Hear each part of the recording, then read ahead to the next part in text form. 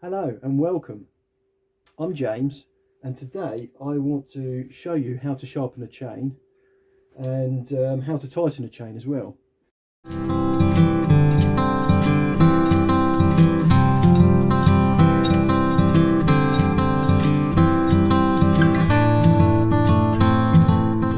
machine I'm using today is the Husqvarna 550 XP, and I just want to go over how I do the sharpening on the chainsaw, because I believe it can be applied to when you're out in the woods, when you're out in the middle of nowhere and you're using a chainsaw and you hit something, it goes blunt. So I'll show you some techniques to use there. I also explain a little bit about cutting angles and where you can find the information to find the right angles to sharpen your chain. And I'll also show you the tools you need to do that as well. Right, let's get stuck in. Okay, so we've got the chainsaw here. It's quite an older one. I think it's something like a 2017 model. And first thing I want to do is just check the tightness of my chain before I do a sharpen.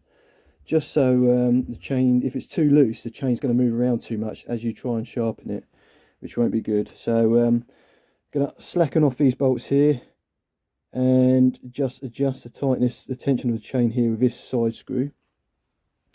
And then I'll show you how I get the right tension in the chain. So tools for this job, I'm going to use 13mm socket and ratchet. These are 13mm. Obviously you can just use the chainsaw spanner that the saw comes with. Flathead screwdriver. And for sharpening today, I might need a flat file, depending if I need to take the guard links down, which are these little things right in front of the cutter. There's the cutter there. And the other thing I will need is a 3/16 file, which will be one of these, and be using that to sharpen the saw today. So yeah, let's get cracking onto that.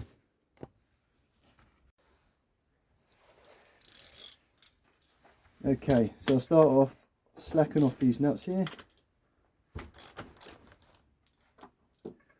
I make sure the nuts are finger tight on the side cover, and I want to put a bit more tension in that.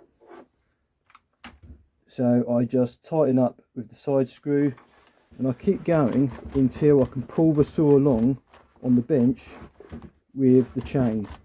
So it's just pulling the saw along now. So I think that will do me for tension.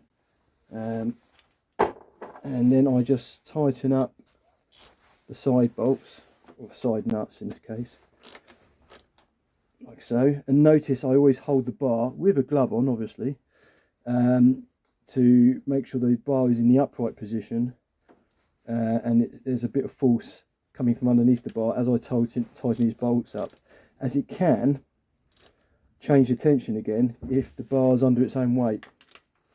So just a little tip there. So now I am ready to sharpen, and we'll get into that now. Okay, a couple of things you've got to know before you sharpen your chain. You've got to know what chain you've got on your saw. This particular chain is a Husqvarna own brand chain. So it's one I purchased recently. And you'll see here these angles, these cutting angles. These help determine the angle of how you should be sharpening the chain with the file. So as you see here, here's a chainsaw file. This is a 3/16 file for this particular model of chain, and these cutting angles represent what angle you should be cutting into on the chain. And you find this information on the back of the chain box when you purchase a chain, or in the chainsaw manual for the chain it comes with. And so this is an Oregon box I just got lying around. I'll just show you the information on the back here. So you've got the model of chain and the type of chain here, and if you go along here, it tells you what file size to use for that particular model of chain. and then it gives you the cutting angle. Now you can use various devices to show you the cutting angle on your particular chain, and this is that angle. So 25 degrees will be slightly narrower than a 30-degree angle, which will be further out. And so you've got to determine what degree of angle you're going to use on your chain, and it's also usually on some chains as well. You usually have an up and down angle, so it's usually in increments of 10 degrees. So if you've got a slight 10-degree rise, you need to bring the file up slightly by 10 degrees to really match the profile of the cutter here on the chain. Personally, I've been doing this for over 20 years on and off. I just do it by feel now, which is what I'm going to show you basically. And I just use these lines as an indication as to what angle I should be going with. And I've never had a problem with blunt chains. I can always keep my chain sharp by doing that. But I must admit, there's a lot of experience. I've had a lot of experience in doing that. So for people who are just starting out sharpening chains, you need to make sure you get the right information on the cutting angle or the sharpening angle of your chain by using the chain box or the chainsaw manual, or look online, or ask a chainsaw supplier, because they should be able to tell you as well. And sometimes I still have to refer to a chainsaw supplier as well in identifying chains. So that's the angle situation. Now, the other thing I was going to say was we have a flat file here as well. Where is it? Here we go. And you use the flat file for the guard links. So as a chain wears down and you're sharpening the chain and it's getting blunt and you're resharpening it again, this wears down towards this line here on the cutter. As that wears down, that cutter is on a slight angle downwards, so the chisel effect of the chain is not quite, it becomes less effective the further down you come, unless you file down this little guy here, this guard link.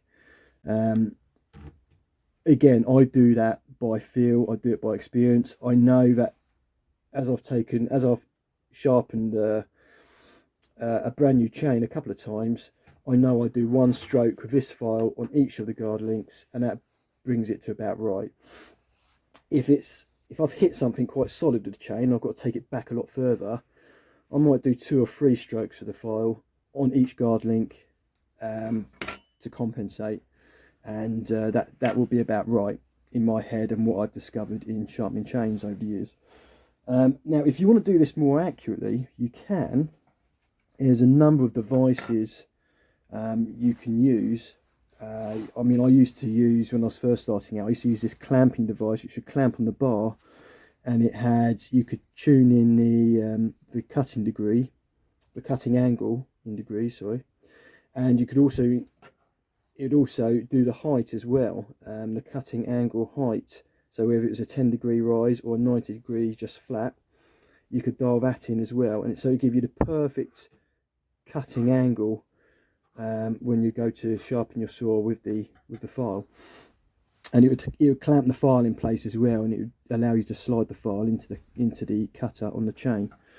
So there's those. You can buy the what I think is like a grinding, those sharpening machines with a grinding disc on it, and you can set that up and get the angle right on one of those. You have to take the chain off your chainsaw for that, and you can do it that way. Although I have heard rumours that can weaken your chain using those, because the vibration from the grinding wheel, I've heard rumours that it does cause fractures in the chain, because these do take a lot of abuse. I mean, this is spinning around on the chainsaw at 70 miles an hour, generally, at full throttle. So and when you're cutting all different types of wood, from soft and hard woods, and often, let's face it, in my line of work as a tree surgeon, you're also cutting into trees where there's a lot of dust and debris, laying on the branches, in certain branch unions and stuff like that. And so the chain's picking all that up, and and then you always usually hit the ground at some point with it, and stones and bits of metal in the tree. So they take a lot of abuse. So keeping on top of the maintenance is key. And I do recommend going with a freestyle hand sharpen to try and restrict the wear as much as possible on the chain. Okay, I am now going to show you what I do. I'm going to start with this cutter here. There's a little bit of damage on this cutter. It's hit something fairly solid there. You can see it's burred up in the middle of the cutter right there where the end of my file is. As you can see, I've got the 3/16 file there. So I'm going to put that in line. I've got my file in line with the little guide there, the little line on the back of the cutter.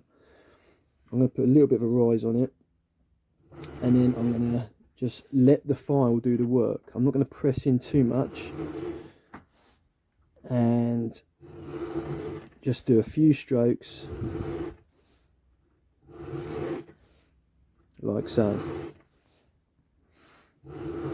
That's the kind of action you're looking for when sharpening a chain. Something I forgot to mention is when you're sharpening your chain is start with the smallest cutter. So if it's a part worn chain that you're working on, look for the cutter that's had the most wear, start there, do a number of, make sure you count the number of strokes you do on that cutter, and then apply that to the other cutters.